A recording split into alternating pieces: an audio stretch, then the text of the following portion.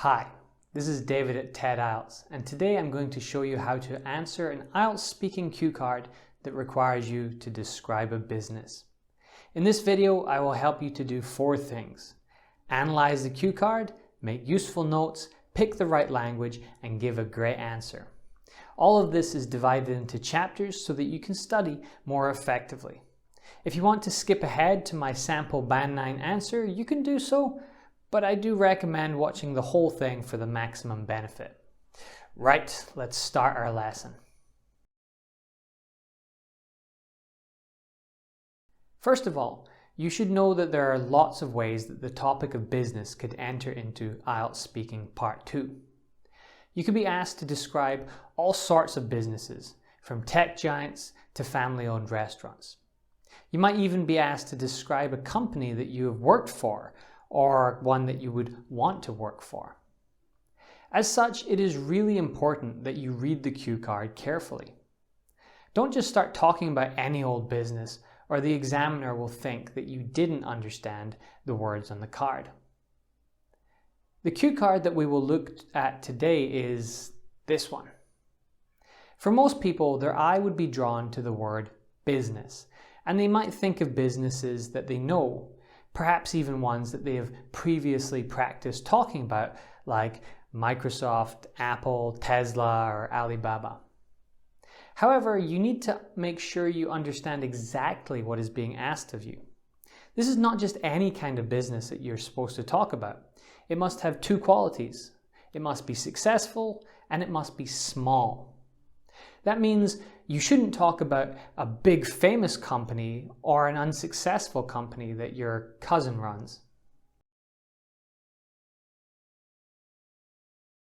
When you look at the cue card, you have 1 minute to prepare your answer. During this time, you can make some notes to help you remember things later. These might include vocabulary or ideas. I strongly recommend that you don't write too much here. I've seen people try to write full sentences because an idea came to them and they didn't want to forget it. However, it is useful to write down a few words or phrases. If you've ever timed yourself to see how much you can write in 60 seconds, I'm sure you'd find that it isn't much. In fact, studies show that the average for an adult is between 13 and 20 words per minute, and that's not much at all. And these figures are for native speakers of English who aren't sitting a stressful exam. Considering that, just aim to write a few words or even abbreviations of words that could help you to remember important ideas. For this question, I would make notes like these. They probably don't mean much to you, but that's okay. They only have to make sense to the person who's speaking. No one will check your notes for spelling or grammar. Their only purpose is to help you give a better answer. Speaking of which, if you want some great advice on a good answer for IELTS Speaking Part 2, then you might want to check out this video up here.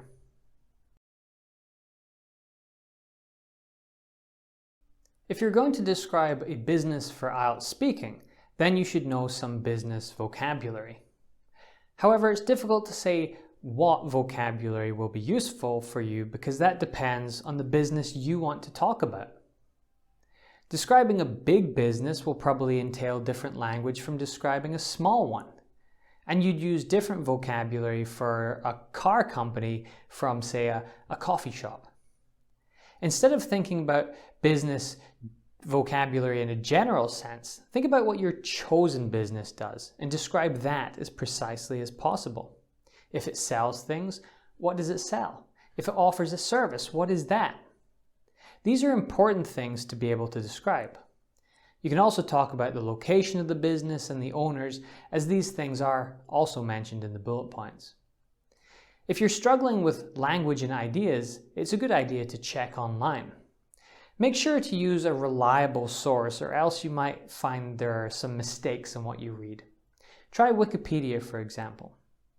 Look at this description of Apple, the technology company that created the iPhone. There's a lot of great language here. Some of it may be a little too formal or for regular speech, but there's many great words and phrases that you could borrow. We could change the opening line from this to this. Here the key ideas remain, but it's a little easier to use.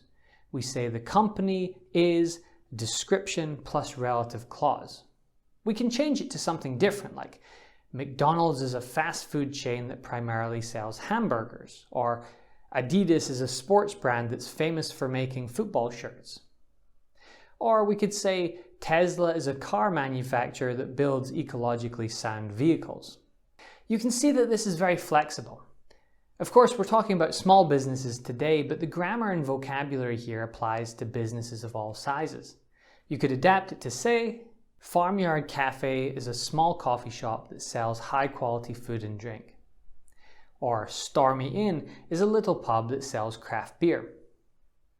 Now, let's look at my sample Band 9 answer. My best friend Roger started a business about 5 or 6 years ago that has really grown into a successful enterprise. The business is a cafe and bar in Japan called the Docklands. It began as a really tiny cafe on a residential street, and they could only fit a small number of people inside. However, it grew quite quickly and they had to move to a new location where they could fit more customers.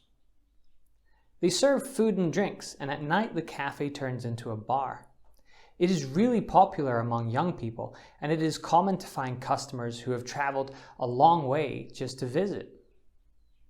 In the beginning, the Docklands was really exclusive, and so it developed a reputation over time as a cool place. Eventually, when everyone could visit, it maintained that reputation by being the best at many things. In the Docklands, you tend to pay more than you do at other places, but the food and drink are much better. It is also clean and the staff are unfailingly professional. They put on interesting events for people that always get a lot of attention, like open mic nights and live music by great artists. For all these reasons, it became successful and has stayed that way for many years. I'm really proud of my friend for starting this cafe and making it into such a thriving business. He deserves all the success he has achieved, and I'm sure that he will continue to grow the business for a long time.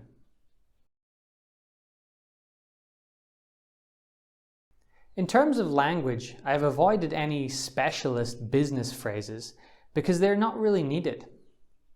However, at the start I used this phrase, a successful enterprise. It's another way of saying a successful business. At the end, I said a thriving business. Here, thriving is a synonym of successful. It's good to use a few synonyms to make your language more diverse. In my case, the business was a cafe and bar. I've described it in detail using language like open mic night to talk about an event they host. This is what I mean by not simply using business vocabulary, but using language that is specific to the business you choose to talk about.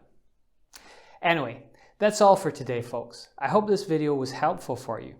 If it was, please consider giving it a like and subscribe if you want to see more IELTS advice and sample answers like this one.